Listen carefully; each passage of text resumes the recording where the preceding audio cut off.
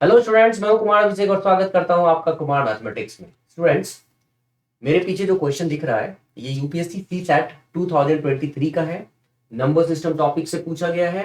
Remainder theorem और division algorithm से जो वेरियस टाइप्स ऑफ क्वेश्चंस बन सकता है उनमें से एक है। अब इस क्वेश्चन को देखते हैं किस तरीके से सॉल्व करें, क्या अप्रोच होना चाहिए। क्यों? क्योंकि इस क्वेश्चन को सॉल्व करने से कॉन्सेप्ट बिल्डिंग भी होगी।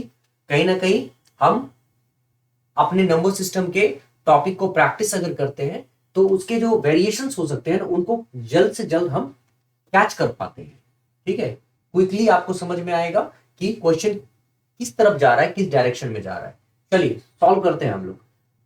How many natural numbers are there which give a reminder of 31 when 1186 is divided by these natural numbers. Right, साफ साफ क्वेश्चन पूछा जा रहा है। क्वेश्चन में दिया हुआ है कि अगर 1186 एक नंबर है जिसको नेचुरल नंबर्स, बाकी नेचुरल नंबर्स डिवाइड करे तो 31 रिमाइंडर आए, वो कौन कौन से नेचुरल नंबर्स होंगे। That means 1186 is when divided by any natural numbers should leave remainder 31। ऐसे कितने नंबर्स आएंगे। तो आगे बढ़ने से पहले एक बात साफ जान लेते हैं हम लोग। ये जब हम लोग करते थे, याद करो तो, डिविडेंड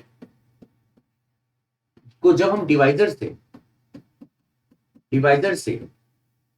डिवाइड करते थे तो आता था लास्ट में क्या, रिमाइंडर, है ना। और यहां क्या, कोशेंट, है ना, कोशेंट। तो इसका मतलब at the end of the day जब डिविडेंड हम यहां लिखते थे तो dividend equal to divisor into quotient plus reminder. याद होगा आपको। मतलब जब किसी भाज्य को कोई भाजक डिवाइड करता था, भाग देता था, तो ये होता था भाज्य, ये होता था भाजक, और ये होता था भागफल, और ये होता था शेष। ठीक है, तो जब कोई भाज्य को, ठीक है, कोई भाजक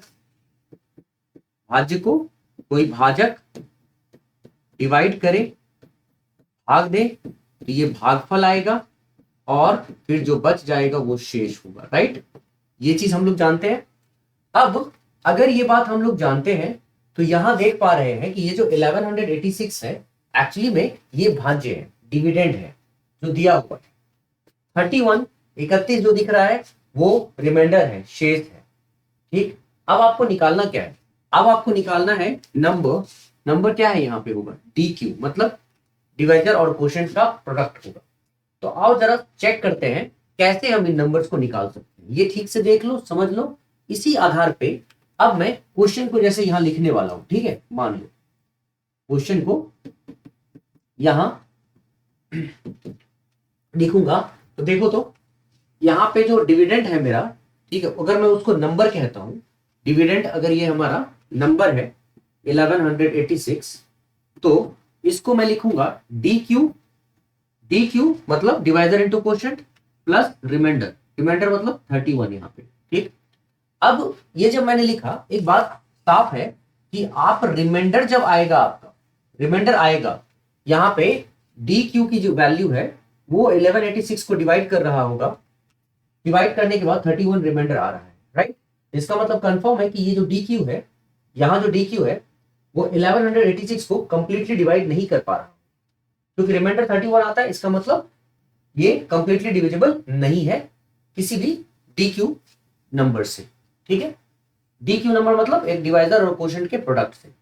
अच्छा, तो मैं यहां पे करूंगा क्या, अगर मैं 31 को इस साइड कर दूं तो डी क्यू की वैल्यू क्या आ जाएगी, 1186 माइनस 31। आई मीन आपका जो डी क्यू आएगा वो होगा 1155। मतलब अब सिंपल हो गया कि मैंने जैसे ही शिफ्ट किया 31 को, तो अब जो नंबर आया ना बच्चे, ये जो नंबर है वो कंप्लीटली डिविजिबल है डी क्यू से। इसका मतलब डी क्यू को अगर हम ब्रेक करेंगे तो दो डिफरेंट नंबर के प्रोडक्ट में ये ब्रेक हो सकता है, और ये 1155 कंप्लीटली डी क्यू से डिविजिबल है। तो अब मैं ये देखूंगा कि ये जो डी क्यू नंबर है ये कौन कौन सा नंबर हो सकता है, क्योंकि देखो डी क्यू 1186 को डिवाइड करता तो 31 आता रिमाइंडर, लेकिन अगर यही डी क्यू आप 1155 को डिवाइड करेगा तो 0 रिमाइंडर आएगा। क्यों? क्योंकि डी क्यू इक्वल टू 1155, इसका मतलब 1155 ही डी क्यू है। ठीक है, तो अब ये डी की वैल्यू कुछ भी हो सकती है, क्यू क्यू क्यू का कुछ भी हो सकता है, लेकिन दोनों का जो मल्टीप्लीकेशन है वो 1155 को ही आना है ना। तो मैं यहां पे करूंगा क्या, मतलब डी क्यू के कई सारे ऐसे केसेस बन सकते हैं, लेकिन हमेशा एक बात याद रखना है, हमको कहा गया है कि 1186 को डिवाइड करने से रिमाइंडर आएगा 31। तो जो भी डी क्यू का वैल्यू आएगा, ठीक है, वो 31 से जब तक बड़ा नहीं आएगा, 31 से बड़ा ही होना चाहिए। अगर 31 से बड़ा नंबर नहीं होगा, ग्रेटर नंबर नहीं होगा, तो वो डिवाइड करेगा 1186 को, तो कभी भी 31 रिमाइंडर नहीं हो सकता है। 31 रिमाइंडर होने के लिए एक 31 से बड़ा ही कोई नंबर जब इसको डिवाइड करेगा 1186 को, तभी जाकर रिमाइंडर 31 हो सकता है। सीधी सी बात है, रिमाइंडर हमेशा डिवाइडर से छोटा होता है। जिस नंबर से आप भाग देंगे, ठीक है, शेष कभी भी उस नंबर से बड़ा नहीं हो सकता है, क्योंकि अगर उस नंबर से बड़ा होता तो फिर से भाग लग जाता ना उसमें, है ना। तो इतनी बात सिंपल है, तो समझ लो। अब 1155 को चलो करते हैं मिलके फैक्टराइज। जैसे मैं 1155 को फैक्टराइज करता हूं बच्चे, ठीक है, फैक्टराइज करता हूं, सबसे पहले जो इसमें फैक्टराइजेशन में आता है 3 3 जा 9, 3 8 जा 24, 3 5 जा 50। अब मैं करता हूं 5 से, 5 7 जा 35, 5 7 जा 35। अब मैं करता हूं 7 से, 11 7 जा 77। हो गया। अब मैंने 1155 के सारे प्राइम फैक्टर्स निकाल लिए, 3 5 7 11। अब मुझे ये जो डी क्यू निकालना है, मतलब ऐसा नंबर निकालना है डी क्यू, जो भी मैं यहां निकालूंगा डी क्यू वैल्यू, ठीक है, वो नंबर 1155 को कंप्लीटली डिवाइड करेगा, लेकिन वही नंबर अगर 1186 को डिवाइड करेगा तो रिमाइंडर 31 ही होगा। लेकिन होना बस ये चाहिए कि जो नंबर मैं निकालूंगा वो 31 से ऊपर होना चाहिए। अब ये जो नंबर है हमें इन्हीं प्राइम फैक्टर से निकालना है, मतलब जितने अभाज्य गुणनखंड आपको दिख रहे हैं ना, इन्हीं से निकालना है। इन्हीं से निकालूंगा, कैसे कैसे निकालूंगा, कितने तरह के नंबर्स बन सकते हैं, तो मैं आपको दिखाता हूं। जब मैंने इसके फैक्टर्स को निकाला है, ठीक है, तो नंबर कितने तरह के बन सकते हैं इसको समझना पड़ेगा हमको। क्या समझना पड़ेगा कि हाँ, जब मैं यहां पे देख रहा हूं, पर देखो ये सब चलता है कि नहीं, आ रहा है, ठीक है, बढ़िया। देखो अब मैं क्या करूंगा कि मैं देख रहा हूं कि अगर मैं सिंगल डिजिट्स को उठाता हूं, सिंगल डिजिट को, ठीक, जैसे मैं 3 लेता हूं, 3 डिवाइड करेगा 1155 को, हाँ करेगा, लेकिन 31 कभी भी रिमाइंडर नहीं दे पाएगा, क्योंकि 3 बहुत छोटा है 31 से। तो ऐसे करके अगर मैं सिंगल डिजिट को उठाता हूं, यहाँ पे सिंगल डिजिट को, 3 को, 5 को, 7 को, 11 को, तो दे कांट डिवाइड 1155। ठीक है, तो सिंगल डिजिट की तो बात छोड़ ही देते हैं। अब हम बात करते हैं डबल डिजिट की, कि मैं 3 से 5 को लूंगा, 3 से 7 को देखूंगा, 3 से 11 को देखूंगा, ठीक है, फिर मैं 5 को उठाऊंगा तो 5 और 3 को देखूंगा, 5 और 7 को देखूंगा। ऐसे करके मैं चेक करूंगा कि 1 डिजिट अगर नहीं डिवाइड कर पाया तो कोई बात नहीं, अब 2 डिजिट का प्रोडक्ट देखूंगा, मैं 2 डिजिट का प्रोडक्ट देखूंगा, अगर वो डिवाइड कर पाया तो उनको चूज करूंगा। फिर 2 डिजिट का प्रोडक्ट देखने के बाद मैं 3 डिजिट का प्रोडक्ट देखूंगा कि मैं तीनों को अगर दे लेता हूं, ठीक है, तो क्या होगा। जैसे एग्जांपल के तौर पे मैंने लिया 7 इंटू 5 इंटू 3, 7 5 35, 35 इंटू 3 105, और मैं मानता हूं कि 105 तो डिवाइड कर ही सकता है 1155 को। तो ये 105 अगर मैं मान लेता हूं कि उसमें डी है, ठीक है, इसमें 105 ये तीनों मिला के डी है, तो क्यू इसका 11 होगा, जो बच जाएगा वो क्यू होगा, है ना। तो यहां पे बस इतनी सी बात हमको ध्यान रखनी है कि पहले मैं एक एक को देखूंगा, फिर मैं 2 को देखूंगा, फिर मैं 3 को देखूंगा, और फिर मैं 4 को देखूंगा। जब चारों अगर मल्टीप्लाई होकर जो नंबर आएंगे, अगर मैं उसको डी मानूंगा तो इसका मतलब क्यू क्या हो जाएगा, 1 हो जाएगा। केवल जो बच जाएगा वो 1 ही है। पूरा का पूरा 1155 ही मान लेता हूं मैं डी को, तो क्यू क्या हो जाएगा, 1 हो जाएगा। तो कोई फर्क नहीं पड़ता है क्या होगा, नंबर्स बस अब चेक करना है 31 से ऊपर होने चाहिए। तो इन चारों को तो इग्नोर कर दो, ठीक है, सिंगल डिजिट तो हो ही नहीं सकता है। अब क्या हो सकता है, डबल डिजिट में। अच्छा बच्चे, डबल डिजिट में 3 इंटू 5 होता है, क्या ये 3 इंटू 5 को चूज कर सकते हैं। ये 3 इंटू 5 होता है 15, आप 15 को चूज नहीं कर सकते हैं। क्यों नहीं कर सकते हैं 15 को चूज, क्योंकि 15 31 से छोटा है। हटाओ, कहानी इसकी बात ही नहीं करनी है। 3 into 7 कर सकते हैं? नहीं कर सकते हैं भाई। 3 into 7 को चूज, क्योंकि 31 से छोटा है। अच्छा 3 into 11 कर सकते हैं? हाँ 3 into 11 कर सकते हैं, क्योंकि 33 इज एक्चुअली ग्रेटर देन 31। यहां तक बात समझ में आ गई? तो मैंने 3 के केस में किसको देखा? 3 into 11 को। मैंने यहाँ 3 into 11 को चूज कर लिया। ठीक है, मैंने यहाँ 3 into 11 को रख लिया। ठीक, अब 3 का केस हो गया। अब 5 का देखो, तो 5 into 3 को तो वैसे भी हम इग्नोर कर चुके थे। 5 into 7 को इग्नोर नहीं किया था, तो मैं यहाँ पे 5 into 7 भी लिखूंगा। दो के सेट्स लिख रहा हूं।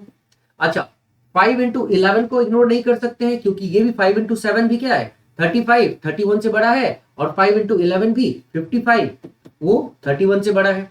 अच्छा 5 के साथ वाला केस हो गया। अब 7 का देखो, 7 into 3 इग्नोर कर चुके थे। 7 into 5 ऑलरेडी ले चुके हैं। अब बचा क्या? 7 into 11 लिख लो। 7 into 11, तो दो के सेट्स अभी तक 4 हुए हैं। उसी तरह 11 की बात करते हैं। 11 into 3 ऑलरेडी कर चुके हैं। 11 into 5 ऑलरेडी कर चुके हैं। 11 into 7 ऑलरेडी कर चुके हैं, है ना? तो 11 वाले भी दो के सेट सारे देख लिए हमने। तो 4 ऐसे केसेस बने जब हमने दो डिजिट्स को मल्टीप्लाई करके डी निकाला। ठीक है। अच्छा अब 3 डिजिट्स का मल्टीप्लाई करेंगे तो जरूर ही आएगा। जैसे 3 into 5 15, 15 into 7 105। तो ये तो बहुत बड़ा नंबर है, ये तो आएगा ही आएगा डी में। मतलब ये 31 से ऊपर तो होगा ही। तो 3 into 5 into 7 कर लिया। अच्छा फिर 3 into 5 into 11 भी आएगा। 3 into 5 into 11, तो 3 वाला केस हो गया, है ना? अच्छा 3 into 7 into 11 भी आएगा। 3 into 7 into 11, तो 3 वाले केसेस हमने 3 करके साथ ले लिए। अब देखो 5 वाले केस लूंगा मैं, तो 5 into 3 into 7 already 5 into 3 into 7 हो चुका है। 5 into 7 into 11 यहाँ पे, तो यहाँ पे 5 into 7 into 11 नहीं हुआ है, तो मैं यहाँ पे लिखूंगा 5 into 7 into 11। अब देखो 5 into 3 into 7 हो चुका है। 5 into 7 into 11 नहीं हुआ था, वो लिख लिया हमने। ठीक, अब यहाँ पे 7 की बात अगर मैं करता हूं, ठीक, तो 7 into 3 into 5, यहाँ पे 7 into 3 into 5 लिख चुका हूं। 7 into 5 into 11, 7 into 5 into 11 हो चुका है। ठीक, अब 7 वाला भी हो गया। 11 के साथ भी वही है, 11 into 3 into 5 हो चुका है। ठीक है, 11 into 3 into 5। तो कहने का मतलब 3 के सारे सेट्स हो चुके हैं। ठीक है, 4 सेट थे जो दो को एक साथ लेकर हम मल्टीप्लाई करके निकाल रहे थे। 4 सेट्स हैं जो 3 डिजिट्स को एक साथ लेकर हम निकाल रहे हैं। तो इतने नंबर्स, 4 नंबर्स ये हो गए, 4 नंबर्स ये हो गए, और अब हम चारों के चारों जब डिजिट्स को एक साथ मल्टीप्लाई करेंगे तो वो भी तो एक नंबर होगा ना बच्चे। तो वो हो जाएगा 3 into 5 into 7 into 11, ये होगा एक नंबर। तो कितने नंबर्स हो गए? 1 2 3 4 5 6 7 8 9 नंबर्स हो गए। तो इसका मतलब इसका जो आंसर होगा 9 होगा, 9 होगा। कि कितने नेचुरल नंबर्स ऐसे थे जो 1186 को डिवाइड कर रहे थे ताकि रिमाइंडर 31 आए? तो ऐसे 9 नंबर्स। बस दैट्स इट। इस चीज को ऐसे आपको समझना होगा। मैंने इतना एक्सप्लेनेशन दिया, आप इसको बार बार रिवाइज करो, देखते रहो। ठीक है, और कई बार इसको पॉज करो, पॉज बटन डालो और फिर से आप सॉल्व करो। ठीक है, तो इन क्वेश्चंस को करके आपका कॉन्फिडेंस लेवल जरूर बढ़ेगा। ठीक है, और कहीं ना कहीं आईक्यू लेवल भी बढ़ेगा। खैर चलो गाइस, आज के लिए इतना ही। नेक्स्ट वीडियो में मैं फिर एक नेक्स्ट क्वेश्चन लेके, कॉन्सेप्ट लेके आऊंगा। जितना आपको सबूत, सारी चीजें आपको दूंगा, जिससे कि कहीं ना कहीं एग्जाम में आप बहुत ही ज्यादा कॉन्फिडेंट महसूस करेंगे। ठीक है, आपको लगेगा कि हाँ ये चीज मैंने किया हुआ है। तो जो बच्चे मेरे साथ जुड़ना चाहते हैं वो मेरे निर्भीक बैच को, जो यूपीएससी सीसैट का है, मैं ऑलरेडी पुराने सारे वीडियोस में बता चुका हूं। निर्भीक बैच जो यूपीएससी निर्भीक का सीसैट बैच, ठीक है, सीसैट 2023 के लिए ऑलरेडी मैं लॉन्च कर चुका हूं। जिनको ज्वाइन करना है वो ज्वाइन कर सकते हैं। कहां ज्वाइन करेंगे भाई? तो कुमार मैथमेटिक्स ऐप पे ज्वाइन करेंगे। तो कुमार मैथमेटिक्स ऐप का लिंक डाउनलोड कर लेंगे, डिस्क्रिप्शन में ऑलरेडी है। ठीक है, डिस्क्रिप्शन में ऑलरेडी दिया हुआ है लिंक। और साथ ही साथ गूगल प्ले स्टोर पे जाएंगे तो गूगल प्ले स्टोर पे भी आपको वो कुमार मैथमेटिक्स का दिख जाएगा। ठीक है, तो प्ले स्टोर हो या लिंक के थ्रू आप कुमार मैथमेटिक्स को डाउनलोड कर सकते हैं। चलिए भाई, मिलते हैं हम लोग नेक्स्ट वीडियो में नेक्स्ट कॉन्सेप्ट के साथ। तब तक के लिए बाय एंड टेक केयर। जय हिंद।